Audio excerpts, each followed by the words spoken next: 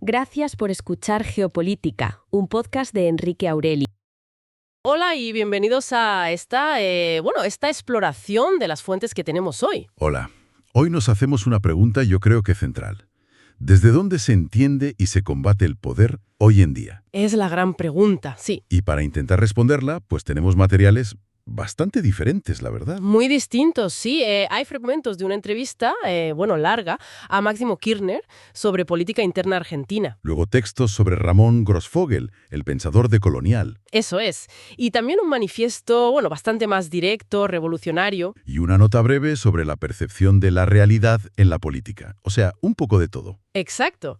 Y el reto es ver cómo cada uno aborda el poder, desde, digamos, las luchas internas de Palacio, Hasta la crítica a toda la civilización occidental. pasando por la llamada a una ruptura total. Vamos a ver qué conexiones o qué contrastes encontramos. Pues empecemos, si te parece, por la entrevista a Kirchner. Nos da una visión muy desde dentro, ¿no? Sí, totalmente. La cocina del poder, como decías. Por ejemplo, cuando habla de la negociación de la deuda con el FMI. Con el Fondo Monetario Internacional, sí. Critica cómo se llevó al principio en el gobierno de Alberto Fernández. Él sostenía que el FMI tenía una corresponsabilidad. Que tenía que asumir su parte, vamos. Eso es. Y bueno, también menciona nombres propios, ¿no? Habla de Héctor Magneto, del grupo Clarín. Ajá. Señala la presión mediática, lo que él ve como una persecución judicial contra Cristina Kirchner. Es una descripción muy de realpolitik, ¿no? De presiones, de actores económicos, mediáticos, tensiones internas. Exacto. Una lucha de poder muy específica, centrada en personas, intereses concretos dentro del sistema actual. Vale. Pero claro, si esto se enfoca en las luchas dentro del sistema, las fuentes sobre Grossfogel nos llevan a otro sitio completamente distinto. Totalmente. Es un cambio radical. Grossfogel lo que propone es una nueva cartografía del poder. Suena potente. ¿Nueva cartografía? Sí, porque él argumenta que la izquierda, la tradicional, digamos, muy europea, Ajá. se ha quedado corta.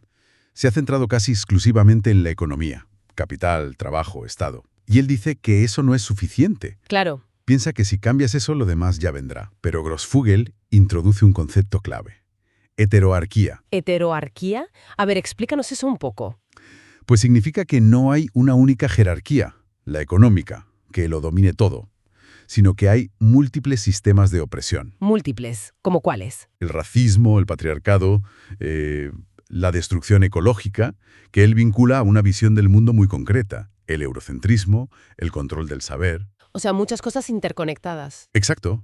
Y lo importante es que dice que no son secundarias a la economía, no son un simple reflejo, son parte fundamental de cómo se construyó la civilización occidental moderna. Y para verlo, dice que hay que cambiar la perspectiva. Eso es. Hay que mirar desde los barcos llegando, o sea, desde la perspectiva de los pueblos colonizados. Ahí se ven todas estas opresiones juntas. Entiendo. Entonces la lucha no puede ser solo económica. Tiene que ser... Civilizatoria. Justo. Una transformación civilizatoria. Y aquí entra también lo que llaman la colonialidad del ser. Colonialidad del ser. ¿Qué es eso? Pues se refiere a cómo esas estructuras de poder de fuera, las que comentábamos, Sí. se nos meten dentro. Afectan a cómo nos vemos, a nuestra identidad. Y así perpetúan la dominación de nosotros mismos. Vaya, es profundo eso. Sí. Y por eso, ojo, critica que algunos proyectos socialistas del siglo XX, aunque cambiaron la economía, fracasaron en parte. ¿Por qué? Porque reprodujeron, sin querer o queriendo, otras lógicas de opresión, racismo, patriarcado, etc. No bastó con tocar la economía. La lucha también tiene que ser interna. Vale. O sea, pasamos de la política del día a día de Kirchner a esta crítica tan radical de Grossfogel. Y nos queda una tercera visión, El manifiesto, sí.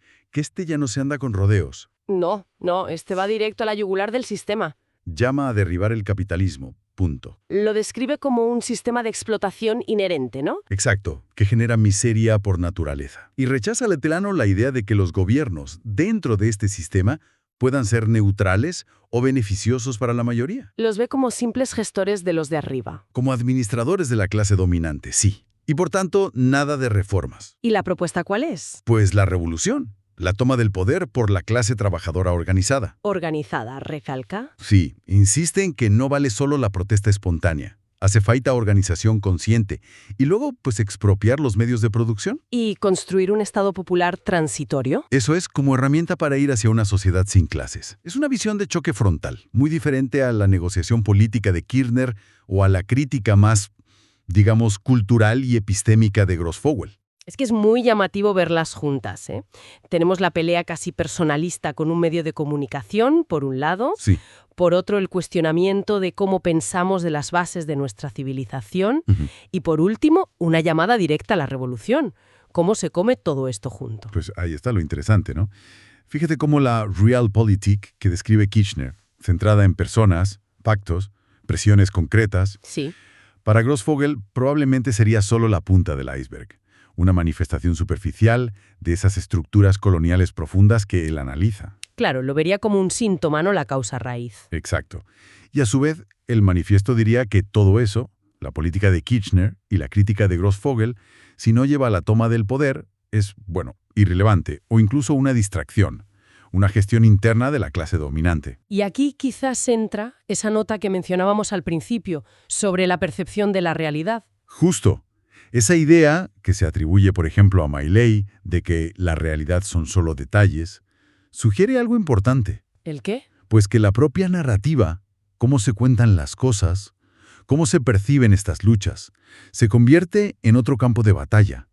La guerra es también por el relato. Desde luego, ha sido una exploración intensa, diferentes niveles, diferentes diagnósticos y, claro, diferentes recetas para entender y enfrentar el poder. Sí, muy diversas.